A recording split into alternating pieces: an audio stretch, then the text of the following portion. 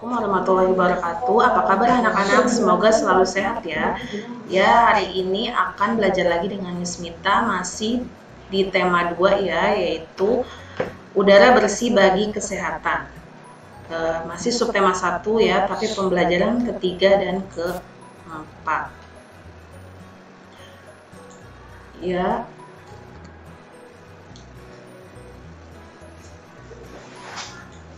Di situ kita akan mulai pembelajaran IPS. Kamu bisa lihat di layar itu ada gambar buku, pensil, tisu, kursi, dan meja. Ya, bahan tersebut semuanya berbahan dasar kayu. Ya, tahukah kamu? Jadi ternyata barang-barang tersebut adalah berbahan dasar kayu yang didapat dari pohon yang ditebang. Pohon yang ditebang itu adalah pohon yang berada di hutan. Jadi semakin banyak pohon yang ditebang, maka akan semakin banyak kawasan hutan yang hilang. Ya, di situ kamu bisa lihat kondisi hutan di Pulau Kalimantan dari tahun 1950 sampai 2020.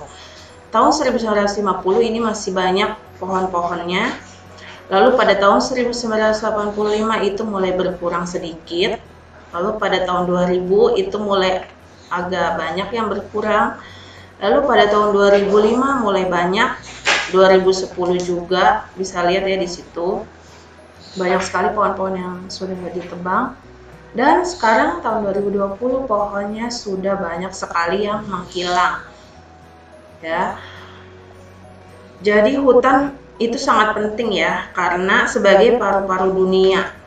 Kalau misalnya hutan itu berkurang, maka makhluk hidup juga akan terancam. Misalnya itu habitat hewan itu juga akan terganggu. Misalnya contohnya hewan primata, orang hutan yang populasinya juga sudah mulai punah, itu akan berkurang juga karena hutan-hutan sudah banyak yang menghilang. Begitu juga akan mengakibatkan bencana alam seperti banjir, tanah longsor, kebakaran hutan, dan juga persediaan air di bumi kita itu bisa menipis. Nah, jadi sampai saat ini dua paru-paru bumi yang masih tersisa itu ada hutan Amazon. Jadi hutan Amazon adalah salah satu hutan terluas di bumi. Sekitar 40% dari luas wilayah Amerika Selatan itu berupa hutan Amazon. Bisa kamu bayangkan ya bagaimana luasnya hutan Amazon itu. Jadi itu adalah salah satu harapan hutan di dunia ya, karena sangat luas sekali. Di situ di buku kamu juga ada gambarnya. Lalu yang kedua ada hutan di Pulau Kalimantan. Nah, Kalimantan juga merupakan paru-paru dunia karena dia mencapai 40,8 juta hektar. Tapi tetap saja ya masih banyak terjadi penebangan liar. Jadi menurut data yang dikeluarkan Badan Pusat Statistik, luas hutan itu berkurang hingga mencapai 36,5 juta hektar pada tahun 2014.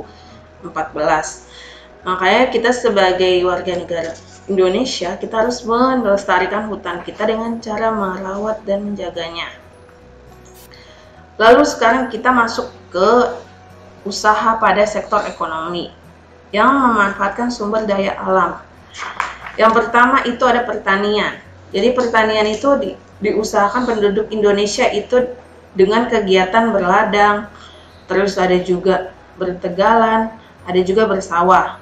Kalau yang kedua itu ada berkebun. Jadi perkebunan itu adalah usaha untuk menghasilkan tumbuhan yang berbahan dasar mentah. Yaitu ada perkebunan rakyat dan perkebunan besar. Yang ketiga ada perikanan. Kalau perikanan adalah usaha untuk pemeliharaan, pembudidayaan, dan penangkapan ikan. Perikanan itu bisa mengusahakan penangkapan ikan di pesisir pantai, bisa juga di laut ya. Lalu peternakan, yaitu usaha untuk pembiakan hewan ternak. Jadi peternakan itu ada peternakan hewan besar, hewan kecil, dan unggas. Lalu yang kelima ada kehutanan. Kehutanan adalah suatu lapangan pertumbuhan pohon-pohon yang secara keseluruhan merupakan persekutuan hidup alam hayati beserta lingkungannya. Contoh hasil hutan ada kayu jati, damar, bambu, rotan, pinus, dan lain-lain. Lalu perdagangan. Perdagangan adalah kegiatan menjual dan membeli barang untuk memperoleh keuntungan. Perdagangan itu juga ada perdagangan kecil, besar, dan sedang. Lalu yang ketujuh ada pertambangan. Jadi pertambangan adalah usaha untuk mengambil mineral di dalam bumi untuk kesejahteraan manusia. Lalu yang kedelapan ada perindustrian. Ya, perindustrian adalah usaha pengolahan barang mentah menjadi barang setengah jadi atau barang jadi dengan menggunakan peralatan. Lalu yang kesembilan ada pariwisata. Pariwisata adalah segala sesuatu yang berhubungan dengan wisata atau objek wisata. Manfaat pariwisata ada banyak ya, yaitu bisa untuk menambah pemasukan devisa negara, juga bisa melestarikan keseimbangan lingkungan hidup. Lalu yang terakhir adalah jasa. Jasa itu usaha yang dilakukan dengan baik sehingga berguna bagi orang lain. Jasa itu banyak ya, ada jasa bidang pendidikan, kesehatan, keamanan, dan lain-lain.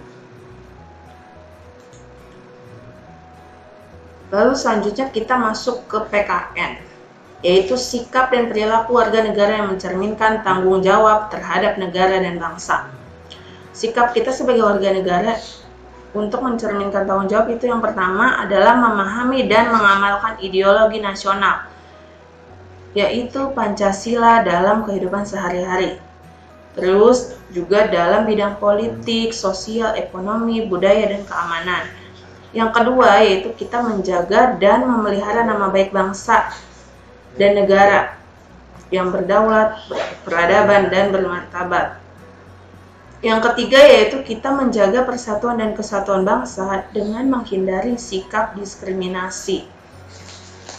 Lalu yang keempat, kita harus membina solidaritas sosial sebagai sesama warga negara. Dan yang terakhir, kita harus meningkatkan wawasan kebangsaan kita supaya terbina rasa semangat kebangsaan pada setiap diri kita sebagai warga negara. Ya, cukup sekian pembelajaran hari ini. Jangan lupa untuk mengerjakan tugas di halaman 31 dan 35 ya. Kurang lebihnya mohon maaf jika ada yang tidak mengerti bisa ditanyakan kepada miss-nya. Kurang lebihnya mohon maaf. Wassalamualaikum warahmatullahi wabarakatuh.